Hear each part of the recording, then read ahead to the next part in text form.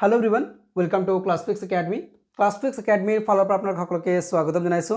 আজিৰ এই ভিডিঅ'ত আমি বেসিক্যালি আপোনালোকৰ সৈতে আলোচনা কৰিম তিনটা ইম্পৰ্টেন্ট আপডেটৰ বিষয়ে, যি তিনিটা ইম্পৰ্টেন্ট আপডেট আপোনালোকে অতি সোনকালে হয়তো SLRC ফালৰ পৰা পাব পাৰে। সো 99% আপোনালোকৰ শিওৰ আছে যে আপোনালোকে অতি সোনকালে এই তিনটা আপডেট পাব। অফিচিয়ালি আপোনালোকে পাব SLRC ফালৰ পৰা এই তিনিটা আপডেট, ঠিক আছে? তো যিকি নহওক সেই তিনিটা আপডেটৰ বিষয়ে আমি শেয়াৰ কৰিম আপোনালোকৰ লগতে আমি শেয়াৰ কৰিম আপোনালোকৰ সৈতে যে আপোনালোকে কিদৰে প্ৰিপাৰেচন চলাব আসাম ডাইৰেক্ট ৰিক্ৰুটমেণ্ট এক্সামৰ বাবে, কাৰণ 45 ডেজ আছে। এই 45 ডেজত লাষ্ট 45 ডেজত আপোনালোকে সময়টো কেনেকৈ ইউটিলাইজ কৰিব আৰু কিদৰে প্ৰিপাৰেচন চলাব।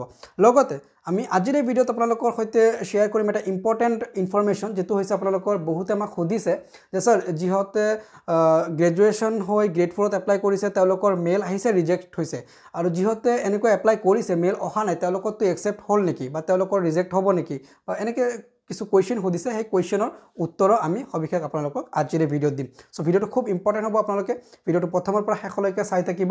কিবা ইম্পৰ্টেণ্ট যদি জানিব লগা থাকে, কুৱেশ্যন থাকে মনত, নিশ্চয় আমাক কমেণ্ট ছেকশ্যনত আপোনালোকে জনাব।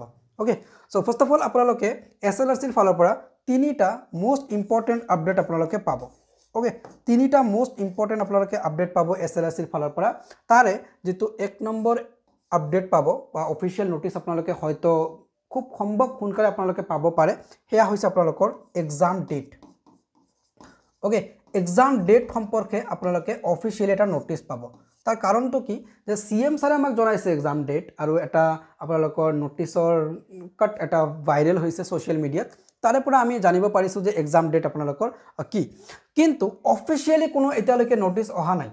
তো আপোনালোকে SLRCৰ ফালৰ পৰা অতি সোনকালে এটা অফিচিয়েল নোটিছ পাব য'ত আপোনালোকৰ এক্সাম ডেট মেনশ্যন থাকিব, আৰু এক্সাম ডেট এণ্ড লগতে থাকিব টাইম, ঠিক আছে? সো আপোনালোকৰ SLRCৰ ফালৰ পৰা যেটো এক্সাম ডেট আহিব লগা আছে সেইটো আপোনালোকৰ মোষ্ট প্ৰবলি আপোনালোকৰ 15 আপোনালোকৰ ছেপ্টেম্বৰ এণ্ড আপোনালোকৰ 29 ছেপ্টেম্বৰতে হ'ব পৰীক্ষাটো। ওকে, গ্ৰেড 3 পৰীক্ষা এণ্ড গ্ৰেড 4 পৰীক্ষা আপোনালোকৰ 27 অক্টোবৰতে হ'ব, কিন্তু অফিচিয়েলি আপোনালোকে খুব সম্ভৱ এই নোটিছটো উইদিন 15 ডেজ আপোনালোকে SLRC ফালৰ পৰা পাব উইথ টাইম, ঠিক আছে? নেক্সট যেটো আপোনালোকৰ আপডেট আহিব লগা আছে সেইটো আপোনালোকৰ পোষ্টৰ ডিটেইলছ সম্পৰ্কে আপোনালোকে আপডেটটো পাব। কাৰণ SLRC ফালৰ পৰা এতিয়া কেৱল আপোনালোকক জনাইছে যে টেন্টেটিভ আপোনালোকৰ 12,600 পোষ্টে আছে। ওকে, টেন্টেটিভ 12,600 পোষ্ট আছে। এতিয়া পোষ্ট বাঢ়িব পাৰে কমিব পাৰে, মোষ্ট প্ৰবলি আপোনালোকৰ পোষ্টৰ সংখ্যা ইনক্ৰিজ হ'ব, কিন্তু ইয়াতে আপোনালোকৰ SLRCৰ ফালৰ পৰা কোনটো পোষ্টৰ বাবে কিমান ভেকেন্সি আছে, যেনেকৈ এছিষ্টেণ্ট বিডিঅ'ৰ বাবে কিমান আছে, অডিট অফিচাৰৰ বাবে কিমান আছে, একাউণ্টেণ্টৰ বাবে কিমান আছে, গ্ৰেড 4 পিয়নৰ বাবে কিমান আছে, সো সেই পোষ্টৰ একো ডিটেইলছ জনোৱা নাই। সো আপোনালোকে এটা অফিচিয়েল ডিটেইলছ এটা পাব পোষ্ট ৰিলেটেড, যে কিমানটা পোষ্টত কিমান ভেকেন্সি আছে আৰু আপোনালোকৰ টোটাল ভেকেন্সি কিমান আছে, সেয়া আপোনালোকে এটা আপডেট পাব। সো এই দুটা আপডেট আপোনালোকৰ বাবে খুব ইম্পৰ্টেণ্ট হয়। সো এই দুটা আপডেট আপোনালোকে খুব সোনকালে আপোনালোকে পাব। ফাৰ্ষ্ট অফ অল আপোনালোকে এইটো আপডেট পাব এক্সাম ডেট ৰিলেটেড, দেন আপোনালোকে পোষ্ট ডেট সম্পৰ্কে পোষ্ট ডিটেইলছ সম্পৰ্কে আপোনালোকে পাব। ওকে, 3 নম্বৰ ইনফৰমেশ্যনটো শ্বেয়াৰ কৰাৰ আগতে আমি বেলেগ কিছু অলপ ডিছকাশ্যন কৰিছোঁ। 3 নম্বৰ আপডেটটো আপোনালোকে হয়তো মেক্সিমাম ষ্টুডেণ্টছে হয়তো জানে। সো যেতিয়া মই ক'ম আৰু আপোনালোকে ক'ব যে হয় এইটোতো হয় ছাৰ, এইটো আপডেট আহিবই। সো তেনেকুৱা হয়, সেইকাৰণে 3 নম্বৰটো আমি শ্বেয়াৰ নকৰোঁ, আৰু 3 নম্বৰটো মোষ্ট ইম্পৰ্টেণ্ট বুলিও ক'ব পাৰে, আৰু আপুনি চবেই জানে। সো তেনেকুৱা এটা আপডেট আছে। তো যি কি নহওক, এতিয়া এছপাৰেণ্টসকলৰ বহুত এনেকুৱা এছপাৰেণ্টছ আছে যিসকল এছপাৰেণ্টছে গ্ৰেজুৱেশ্যন হৈও গ্ৰেড 4ত এপ্লাই কৰিছে আৰু তেওঁলোকৰ এপ্লিকেশ্যন ৰিজেক্ট হৈছে। কিন্তু এনেকুৱা বহুত এপ্লিকেণ্ট এতিয়াও আছে যিসকল এছপাৰেণ্টছে আপোনালোকৰ গ্ৰেড 4ত আপোনালোকৰ এপ্লাই কৰিছে আৰু তেওঁলোকৰ গ্ৰেজুৱেশ্যন অলৰেডি ক্লিয়াৰ হ'ল। সো তেওঁলোকৰ নোটিছ অহা নাই বা জিমেইলত তেওঁলোকৰ ৰিজেকশ্যনৰ মেইল অহা নাই। তেওঁলোকৰটো কি একচেপ্ট হ'ল নেকি? নহয়, তেওঁলোকৰটো একচেপ্ট নহ'ব আৰু তেওঁলোকৰটো ৰিজেক্ট হ'ব। আৰু সবিশেষ SLRCৰ ফালৰ পৰা আপোনালোকে যদি মেইল পাইছে তেন্তে ভাল কথা, যদি মেইল পোৱা নাই তথাপি আপোনালোকৰ ৰিজেকশ্যন হ'ব। কিন্তু ইয়াতে কেৱল এটা কথা মন কৰিবলগীয়া আছে, সেইটো হৈছে যে আপোনালোকৰ যদি আপোনালোকৰ গ্ৰেজুৱেশ্যনটো ক্লিয়াৰ হৈছে, আপোনালোকৰ গ্ৰেজুৱেশ্যন ক্লিয়াৰ হৈছে আফটাৰ, ওকে, আফটাৰ আপোনালোকৰ এপ্লাই, ওকে, আফটাৰ যদি আপোনালোকৰ এপ্লাই গ্ৰেজুৱেশ্যন ক্লিয়াৰ হৈছে তেনে ক্ষেত্ৰত আপোনালোকৰ ৰিজেকশ্যন নহয়। মানে এনেকুৱা বহুত এক্সপেৰিয়েঞ্চ আছে যিহঁতে পঢ়ি আছিলে, হয়তো 5th ছেমিষ্টাৰত 6th ছেমিষ্টাৰত পঢ়ি থকা সময়ত SLRCৰ এপ্লাই কৰিছিলে, আৰু পিছত তেওঁলোকৰ এতিয়া কমপ্লিট হৈ গ'ল গ্ৰেজুৱেশ্যন, সো তেওঁলোকৰ ৰিজেকশ্যন নহয়।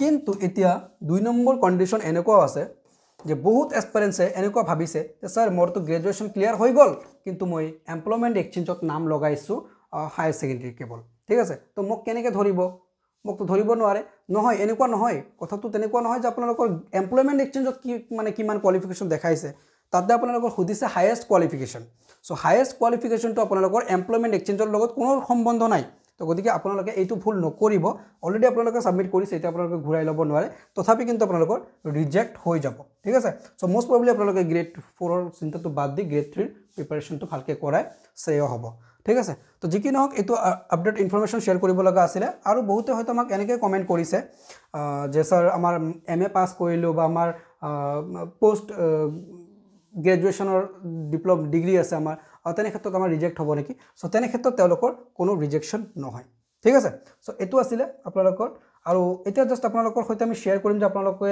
কিদৰে আসাম ডাইৰেক্ট ৰিক্ৰুইটমেণ্ট এক্সামৰ বাবে প্ৰিপাৰেশ্যন চলাব পাৰে চ' গ্ৰেড 3ৰ বাবে প্ৰিপাৰেশ্যন কৰক বা গ্ৰেড 4ৰ বাবে প্ৰিপাৰেশ্যন কৰক আপোনালোকে ক্লাছফিক্স একাডেমীৰ সৈতে প্ৰিপাৰেশ্যন কৰিব পাৰে চ' ক্লাছফিক্স একাডেমীৰ এটা এপ আছে যিটো আপোনালোকে গুগল প্লে ষ্টৰত পাই যাব আপোনালোকে এপটোৰ নাম হৈছে ক্লাছফিক্স একাডেমী বুলি পাব ওকে ক্লাছফিক্স একাডেমী বুলি পাব যেটো গুগল প্লে ষ্টৰত এভেইলেবল চ' আপোনালোকে ডাউনলোড কৰি লৈ খুব ধুনীয়াকৈ পঢ়িব পাৰিব চাওক 45 ডেজ আপোনালোকৰ আছে যদি 15 তাৰিখে পৰীক্ষা হয় তেনে ক্ষেত্ৰত 45 ডেজ আছে এই 45 ডেজক আপুনি ইউটিলাইজ কৰক ঠিক আছে এই 45 ডেজ যদি আপুনি ইউটিলাইজ কৰিব পাৰে দেন আপোনালোকৰ সিলেকশ্যন হ'ব আপুনি আগত কি পঢ়িছে কিমান পঢ়িছে সেইটো বাৰু ভাল কথা কিন্তু যদি আপুনি পঢ়িছে পঢ়া নাই কথা নাই মেটাৰ নকৰে এই 45 ডেজত এই 45 ডেজত যদি আপুনি ধুনীয়াকৈ ষ্ট্ৰেটেজি বনাই যদি প্ৰিপাৰেশ্যন কৰিব পাৰে তেন্তে আপোনালোকৰ সিলেকশ্যন হ'ব সেই ক্ষেত্ৰত আপোনালোকে ক্লাছফিক্স একাডেমী এপটো ডাউনলোড কৰি লৈ খুব ধুনীয়াকৈ তাতে ষ্ট্ৰেটেজি ফৰ্ম কৰা আছে তাতে আমি খুব ধুনীয়াকৈ বস্তুখিনি প্ৰভাইড কৰি আছোঁ যেনেকৈ আমাৰ কাৰেণ্ট এফেয়াৰ্ছ আছে তাৰপিছত আমাৰ ৰেগুলাৰ নোটছবিলাক আমি প্ৰভাইড কৰি আছোঁ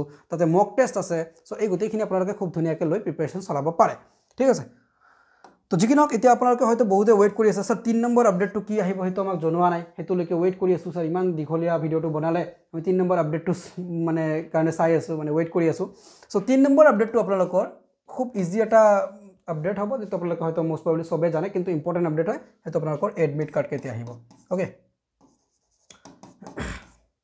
চ' এডমিট কাৰ্ড ৰিলেটেড আপোনালোকৰ এটা আপডেট আহিব SLRCৰ ফালৰ পৰা যেটো আপোনালোকৰ পৰীক্ষাৰ 15 দিন আগে আপোনালোকে পাব ঠিক আছে পৰীক্ষাৰ 15 দিন আগে আপোনালোকে এডমিট কাৰ্ড ৰিলেটেড আপডেট এটা পাব আৰু 7 to 10 ডেজৰ ভিতৰত আপোনালোকৰ এডমিট কাৰ্ড ডাউনলোড কৰিব লাগিব যেটো ইম্পৰ্টেণ্ট হয় কিন্তু এইটো সবে জানে যে এডমিট কাৰ্ড ৰিলেটেড এটা SLRCৰ ফালৰ পৰা নটিফিকেশ্যন আহিব চ' এই তিনিটা নটিফিকেশ্যন বা আপোনালোকৰ মানে অফিচিয়েল আপোনালোকে নোটিছ পাব তাৰ দুটা ইম্পৰ্টেণ্ট এটা আপোনালোকে অতি সোনকালে পাব SLRCৰ ফালৰ পৰা যেটো আপোনালোকৰ এক্সাম ডেট মানে মেনশন থাকিব আৰু 2 নম্বৰটো আপোনালোকে পাব যত আপোনালোকৰ পোষ্ট ডিটেইল মেনশন থাকিব এই দুটা খুব ইম্পৰ্টেণ্ট আপোনালোকৰ বাবে এটো অতি সোনকালে আপোনালোকে হয়তো SLRCৰ ফালৰ পৰা পাব পাৰে ঠিক আছে সো আজি ভিডিওটো ইমানে আছে ভিডিওটো ভাল লাগিলে ডেফিনেটলি শেয়াৰ কৰি দিব বন্ধু বান্ধৱীলৈ আৰু যদি কিবা ইম্পৰ্টেণ্ট ইনফৰমেশ্যন জানিব লগা থাকে তেন্তে আমাৰ কমেণ্ট সেকশ্যনত কমেণ্ট কৰিব তো ভিডিওটো ইয়াত ইমানতে সমাপ্ত কৰিছোঁ থ্যাঙ্কস ফৰ ওয়াচিং ক্লাছফিক্স একাডেমী